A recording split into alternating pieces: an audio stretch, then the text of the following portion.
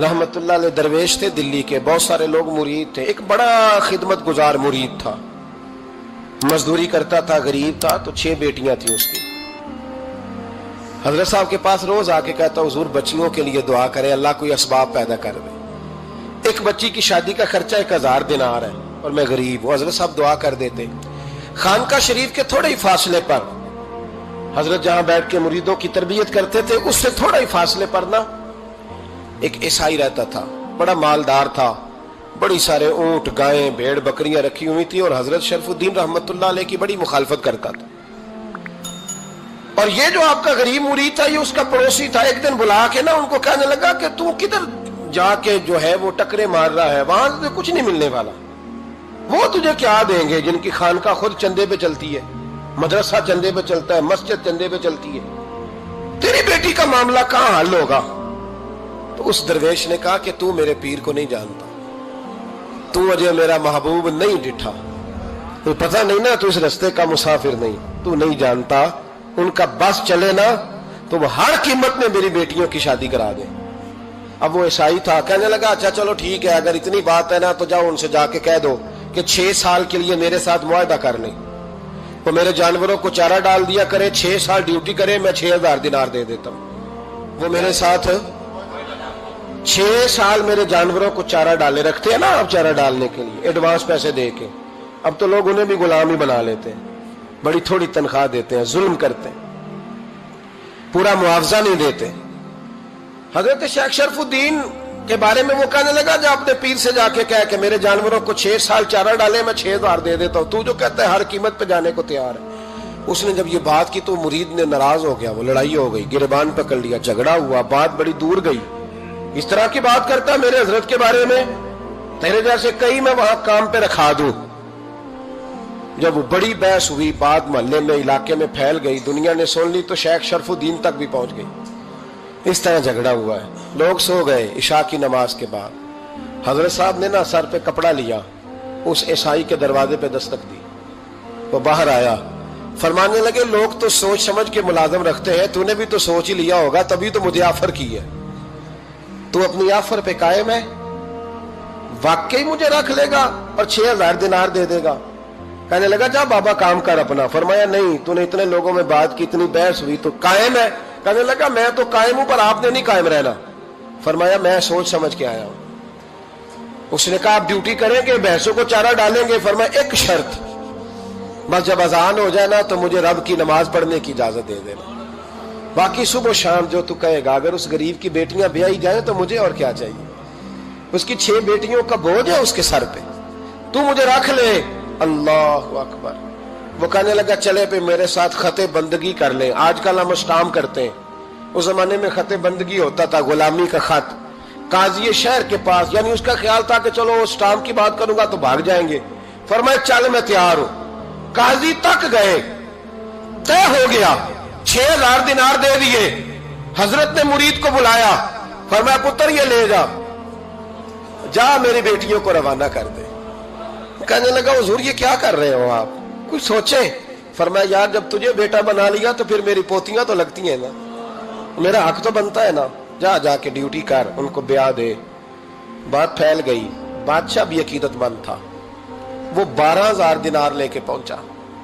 क्या बताऊं इन रब के बंदों का दिल कैसा होता है, क्या दर्द होता है, क्या रंग। 12000 दिनार लेके बादशाह आया और आके हजरत को पेश किए का हुजूर आप दें इस ईसाई को डबल दें और जाए काम करें।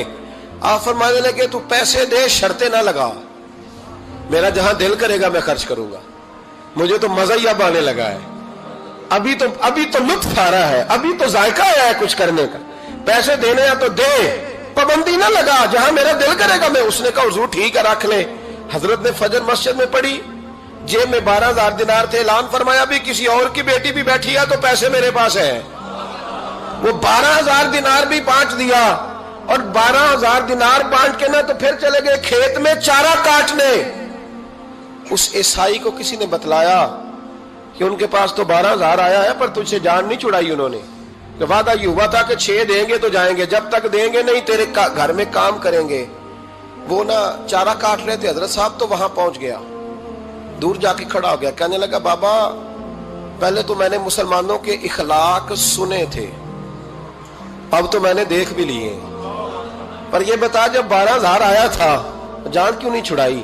تو حضرت چارہ کاٹتے کاٹتے رو پڑے، فرمانے لگے تو نہیں نہ جانتا یہ بیٹیاں سانجی ہوتی ہیں، پتہ نہیں نا؟ میرے رسول پاک نے تو حاتم تائی کی بیٹی کے سر پہ کپڑا رکھ کے کہا تھا بیٹیاں برابر ہوتی ہیں، تو یہ نہیں پتا جب اس کی 6 بیٹیوں کی شادی ہوئی ہے میرے اندر روحانیت کتنی بڑی ہے۔ فرمایا پھر 12,000 آیا ہے تو 2-4 بچیاں پھر گئی ہیں، تو یہ نہیں پتا میں اندر سے راضی کتنا ہوں، میں تیری نوکری کرتا رہوں گا، پتہ نہیں اللہ کتنی بیٹیوں کو بیاہ دے گا۔ اتنا رویا وہ عیسائی کے پیروں میں بیٹھ گیا، کہنے لگا بابا میں نے تیری مخالفت کی ہے پر تیرے قریب آ کے پتہ چلا ہے کہ تو بہت اونچے اخلاق کا مالک ہے، اور اگر تیرا یہ مقام ہے تو تجھے اخلاق سکھانے والے محمد عربی کی شان کتنی ہوگی۔ ظالم کی بولیے جاتے نہیں لوگ جھوٹے گواہ بن کے، وکیل صاحب کو نہیں پتا ہوتا کہ یہ بندہ مجرم ہے جو میرے پاس آیا، کیا مجرموں کے وکیل نہیں ہوتے؟ بولے تو اس کو پتا نہیں ہوتا وکیل صاحب کو کہ یہ صاحب مجرم ہے، میرے پاس مقدمہ لے کے آئے، اور اگر بے ادبی نہ ہو جائے تو میرا خیال ہے قاضی عدالت کو بھی پتا ہوتا ہے کہ مجرم کون ہے اور مظلوم۔ میرے نبی پاک صلی اللہ علیہ وسلم نے اس قدر زیادہ سختی فرمائی اس مسئلے میں، فرمایا جس کو پتا تھا کہ فلاں آدمی ظالم ہے، ظلم کر رہا، پھر وہ ظالم کا گواہ بنا یا اس نے ظالم کی مدد کی، کتنی کی؟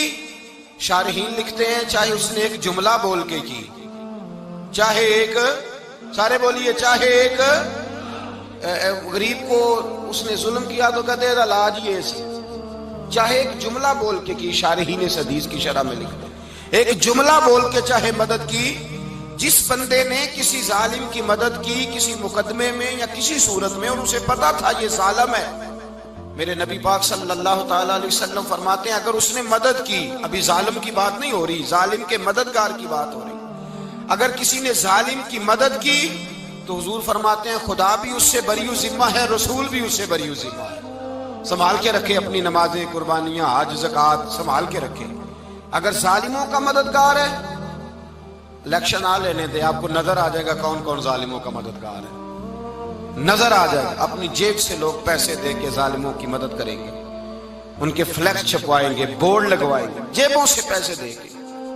ہم نے خود آگ لگائی ہے چمن میں اپنے، بے سبب گردشی ایام کو الزام نہ دو، ہم نے خود نور کا ظلمت سے کیا ہے سودا، کر کے توہین سحر شام کو الزام نہ دو۔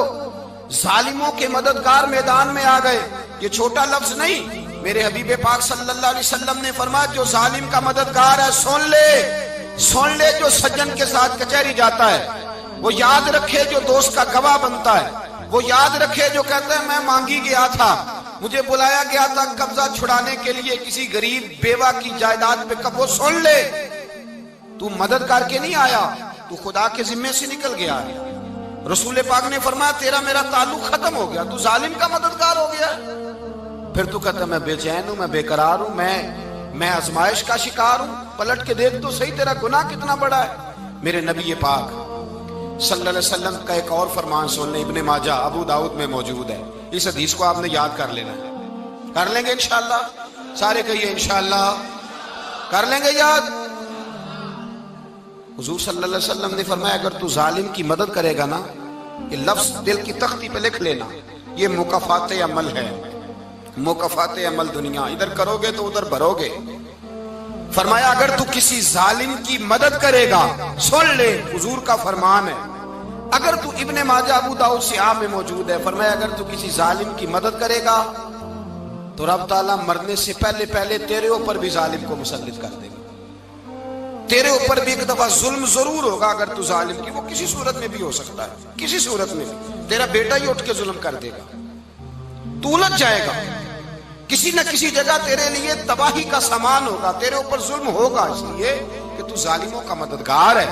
چاہیے یہ تھا کہ تو مظلوم کی مدد کرتا، انسانی ایمانی یقین کا فریضہ سر انجام دیتا، تو ظالموں کا مددگار ہو گیا۔ ٹٹول کے دیکھ لیں، رزلٹ نکال کے دیکھ لیں، ہمارے زمانے میں ظالموں کے مددگار زیادہ ہیں، اتنی لمبی زبانیں نکال کے ظالموں کی مدد کرتے ہیں، بڑے بڑے کالم نویس اللہ نے انہیں قدرت دی لکھنے کی، تو اپنا قلم ظالموں کی مدد میں خرچ کرتے ہیں۔ وہ لوگ جن کو اللہ تبارک و تعالیٰ نے قدرت دی، ہمت دی، طاقت دی، کچھ لوگ ان کے حلقہ احباب میں، وہ اپنے لوگوں کو استعمال کر کے ظالموں کی مدد کرتے ہیں، ظالموں کی مدد کرتے ہیں۔ میرے نبی کریم سید عالم نور مجسم صلی اللہ علیہ وسلم نے فرمایا، اگر تو نے ظالم کی مدد کی تو جب تک تو توبہ نہیں کرے گا رب تجھ سے ناراض ہی رہے گا۔ اللہ تجھ سے، او بھائی جس سے رب بھی ناراض ہو گیا، نہ کھانا نہ پینا نہ سونا نہ جاگنا نہ نیند، پھر تیری ہر چیز تیرے لیے آزمائش ہو جائے گی، پھر تیرا سایہ بھی تیرے لیے خوف کا سامان بنے گا، پھر زندگی جیتی جاگتی لاش بن جائے گی، تو اپنے کندھوں پر اپنی میت اٹھائے پھرے گا جب تو ظالم کا مددگار ہوگا۔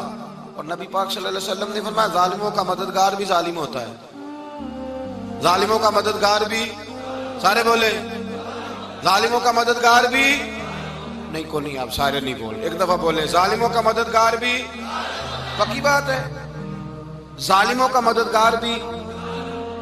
اللہ اکبر۔ جس کا یارانہ ہو، جس کا دوستانہ ہو، جو کہے میں نے نا اس کو اوکھے ویلے کے لیے ظالم کو یاد رکھا ہوا ہے۔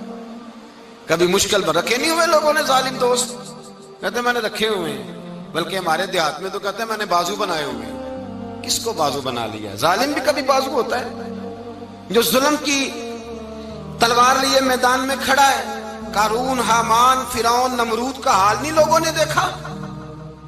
اپنے زمانے میں آپ نے کتنے لوگ نہیں دیکھے جن کے سائے سے، آواز سے لوگ کانپتے تھے؟ پھر پولیس کی گاڑیوں میں وہ اس طرح مردہ پڑے کہ دنیا نے تماشا دیکھا ان کا۔ یہ رنگ ہم نے دیکھے نہیں اپنے آنکھوں سے۔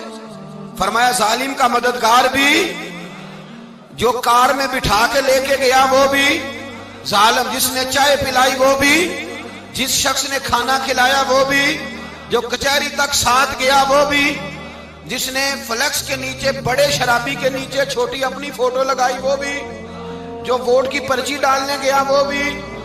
کہہ دینا باہر نکل کے کہ حضرت صاحب نے سیاسی تقریر کی ہے، کہہ دینا، پر بات تو سچی ہے نا۔ خو کرے ہم تو سے تھوڑا سا گلا بھی سن لے، خو کرے ہم تو سے تھوڑا سا بھی گلا۔ امام مالک کے پاس ایک بندہ آیا، اس نے کہا حضور میں درزی ہوں، ایک ظالم بادشاہ مجھ سے کپڑے سلواتا ہے، میں تو ظالموں کا مددگار نہیں نا۔ ایک ظالم بادشاہ مجھ سے، حضور میں تو مددگار نہیں نا ظالموں کا، جو فرمایا ظالموں کا مددگار بھی ظالم ہوتا ہے، تو کپڑے لے کے آتا ہے میں سی کے دے دیتا ہوں، ذمہ داری نہیں۔ یہ ایک آدمی دکاندار ہے، اس سے کوئی بندہ چیز خریدنے آئے گا تو تھوڑی کہے گا میں نے نہیں دینی، تو دے گا۔ کوئی بندہ اگر کسی شخص سے کوئی کام کہتا ہے جو اس کی فیلڈ ہے، اس کا شعبہ ہے، اس کا معاش کا وہ سلسلہ ہے، کہتے ہیں یا رسول اللہ صلی اللہ علیہ وسلم ظالموں کا مددگار بھی ظالم، حضور نے فرما دیا۔ تو امام مالک سے بندے نے مسئلہ پوچھا، دل کی تختی پہ لکھنے والی باتیں ہیں، کہا حضور میں درزی ہوں، ظالم کپڑے سلواتے ہیں، میں تو مددگار نہیں نا۔ امام صاحب کہنے لگے نہیں، مددگار تو وہ ہوگا جو تجھے سوئی دھاگا فراہم کرے گا، تو تو پورے کپڑے سی کے دیتا ہے، تو تو خود بہت بڑا ظالم ہے، تو پورے سوٹ سی کے دیتا ہے، تو تو بہت بڑا ظالم خود ہے۔ مددگار تو وہ ہوگا جو تجھے دھاگا دے گا، جو تجھے بٹن دے گا، جو تجھے نلکی دے گا۔ جو ظالم سے اتنی نفرت، ظلم کر کے بندہ ہے، یہاں تو ہمارے زمانے میں ہیرو بن جاتے ہیں لوگ، ظالم ہیرو ہے، لوگ اس سے ڈرتے پھرتے ہیں، گھومتے پھرتے ہیں، اور بہت سارے کم مزاج لوگ اس کے پیچھے ہاتھ باندھ کے پھرتے ہیں۔ ظالموں کی مدد کرنا، ظالموں کے ساتھ رہنا، یہ ظلم ہے، ظلم، یہ زیادتی ہے۔ میرے نبی پاک صلی اللہ تعالی علیہ وآلہ وسلم نے ارشاد فرمایا، یاد رکھو رب فرماتا ہے میں مظلوم کی مدد ضرور کروں گا، چاہے جلدی کروں چاہے دیر سے کروں، میں مظلوم کی مدد۔ اور حضور صلی اللہ علیہ وسلم نے فرمایا ہے، حضرت معاذ بن جبل کہتے ہیں حضور نے مجھے یمن کا گورنر بنایا، جب میں جانے لگا نا تو حضور نے بڑی نصیحتیں کی، بخاری میں موجود ہے، فرماتے ہیں جب میں پلٹنے لگا تو میرے رسول نے فرمایا معاذ ایک منٹ ٹھہر جا، ایک بات میری یاد رکھنا، اس کو نہ بھولنا۔ کہا حضور کیا؟ فرمایا دیکھنا کسی پہ ظلم نہ کر بیٹھنا، کہیں تجھ سے زیادتی نہ ہو جائے۔ محبوبہ پھر حضور نے فرمایا سن میرے معاذ، میں تجھے گورنر بنا رہا ہوں، زیادتی نہ کر بیٹھنا۔ یا رسول اللہ صلی اللہ علیہ وسلم کیا ہوتا ہے؟ تو میرے کریم نے فرمایا جب مظلوم دعا کے لیے ہاتھ اٹھاتا ہے تو عرش کا مالک کہتا ہے فرشتوں پیچھے ہٹ جاؤ، عرش کا مالک کہتا ہے فرشتوں پیچھے ہٹ جاؤ۔